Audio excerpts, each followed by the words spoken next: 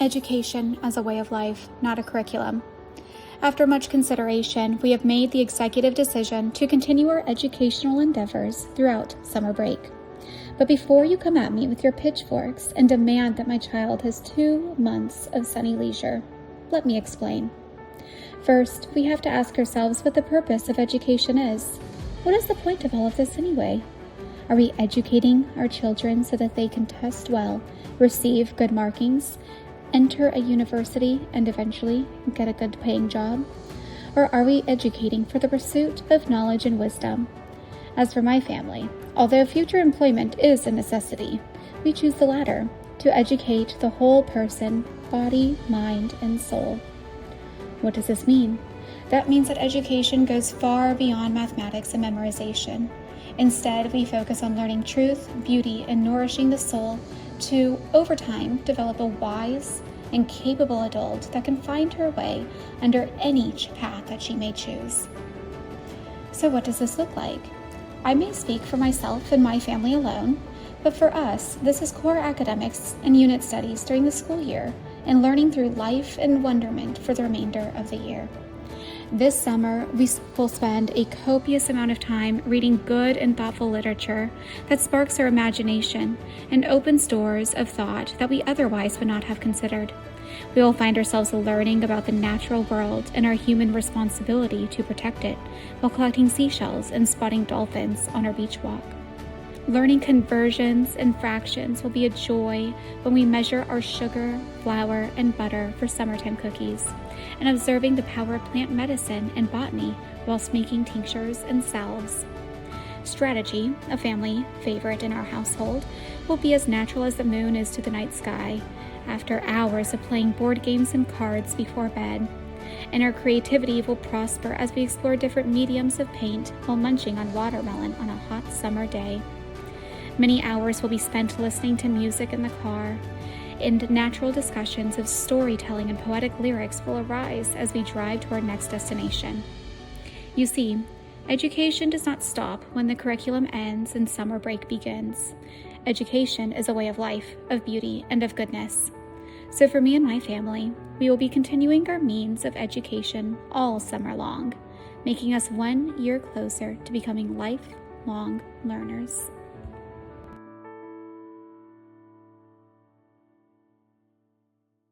Are you ready? Yes. Okay, friends. I have a few questions I'm going to be asking Aspen as a end of the 4th grade, end of the school year interview. First question. Aspen, what was your favorite subjects this past year? My favorite subjects were language arts and history. Okay, so you're going to have to talk a little bit louder. My favorite subjects were language arts and history. And why? Because I really liked learning about the Greeks and the Romans while reading Percy Jackson and the Olympians, and also as well the Heroes of Olympus. Mm-hmm. And I also really liked learning grammar. Oh, okay. So for those that don't know, she did ancient history. This year we used the story of the world as her curriculum, but we supplemented with the Percy Jackson books to really make the ancient history come alive for her. Okay. Next question. What were your favorite books that you read this year? Percy Jackson. Percy Jackson, okay. And why? Well, because it's a kid who has to learn how to survive as a demigod and meets a bunch of other demigod friends like Annabeth and Nico, and there's not much other people on his team, but I'm assuming he's going to meet more people in the Heroes of Olympus like Piper, Leo, Jason. Wonderful. And out of all the Percy Jackson books, which one was your favorite so far? My favorite would be the 3rd book and the 5th. 3rd and 5th. Okay. Next question. Are you ready? Okay. What were your favorite field trips this last year? When we went to Arizona and we visited the museum. Which museum? The one where we bring Brittany, Natalie, and Katie, my second cousins. Oh, the Arizona Science Museum. Guys, that was such a cool one. If you're ever in Phoenix, you have to go. It was so neat. They also have a planetarium now, and that was such a cool experience. Okay, what is one thing you wish you would have done differently this past school year? I wish I would have started math earlier because because it didn't come in at the right time. Yeah, it was a little late getting here. It was 2 weeks. 2 weeks late. Yeah, so we started the school year about 2 weeks later than we were hoping to. And then we also had we took vacations, and sometimes we weren't doing math because we were doing field trips. Yeah. Yep. So, like she said, we went on a lot of trips this last year, and we kind of put math on the back burner. We are definitely catching up, but we prioritize language arts and reading and history a lot more because those are our favorite subjects. Okay. Next question. What are you most excited about for summer? I'm excited to spend time with friends, Mm-hmm. and I'm also excited to see the beach again because I would like to ride our bikes there. Our beach cruisers, yes. Aspen got a new bike, and we would love to go ride it on the beach soon. So those are really fun things. Okay, my final question. So a lot of parents get nervous about summer break because they just want to make it memorable and exciting for their kids while also balancing all of their responsibilities. So as a kid, what is one piece of advice or piece of encouragement that you can give parents during summer break? Well, kids really like making lemonade, Lemonade? Okay. and they would like to make lemonade stands, Okay. and so they can have their own independence. Okay. And we also like it when our parents spend time with us because sometimes they're always busy with work. Yeah. And we like it when they spend time with us because some of us don't always have siblings to play with. Yes, for you especially. Now, with that being said, I know I said that was the final question, but I have a question about that. So, if your parent, if you are a child, which you are, and your parent is busy with other obligations, like let's say they have a job that they're working on, or household things that need to happen, or maybe other children as well, what is something that they can do to still be able to meet your needs as a child during summer break? Well, we like having conversations with them about our own like books and everything. Sometimes we make too much conversation Yeah, to get too excited. it's fair. We don't summarize all the time, Mm. but I think you're speaking from experience there. but we really do like talking to our parents about our like books and our TV shows and our like favorite subjects and what was new. Okay. And we also like doing art experiments with them. So would you say that we're gonna let this car pass?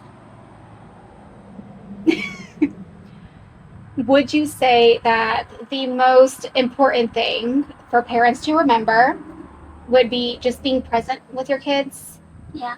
Being present and engaging in conversations and just being intentional about the time that they're spending with you?